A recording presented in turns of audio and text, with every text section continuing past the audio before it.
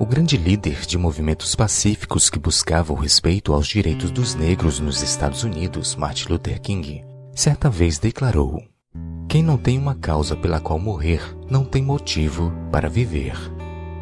De fato, quando um princípio é extremamente importante para uma pessoa, ela deve estar disposta a ir aos extremos para defendê-lo. Esta é uma verdade que Paulo apresenta no primeiro capítulo do livro de Filipenses. Diante da morte que ele sabia que a esperava em Roma, ele declara para seus irmãos no verso 21: "Porque para mim o viver é Cristo e o morrer é lucro."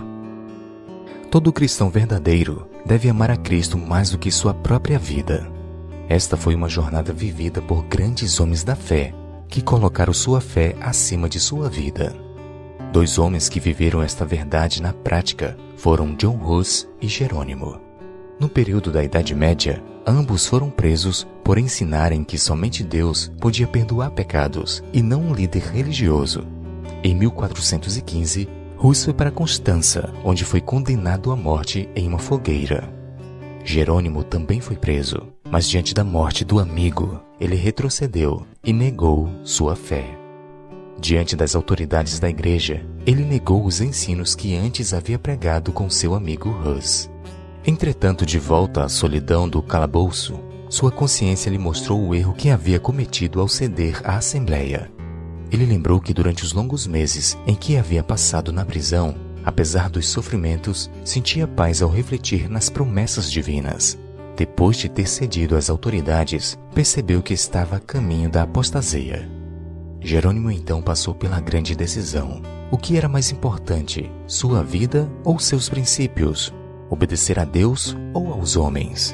Jerônimo decidiu ser fiel até a morte. E ao comparecer mais uma vez diante da Assembleia, declarou publicamente sua crença na Bíblia e na salvação unicamente por meio de Cristo.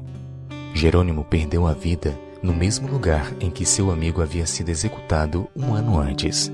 Mesmo assim, fez todo o percurso cantando.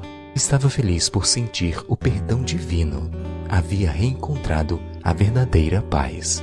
Ao ser executado, o carrasco passou por trás do Marte, que, convicto de que sua morte não era uma vergonha, disse: "Venha com ousadia pela frente, ponha fogo à minha vista."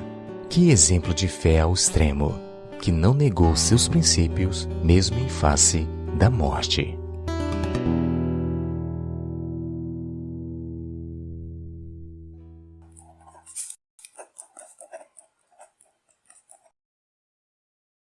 Vem estudar medicina aqui!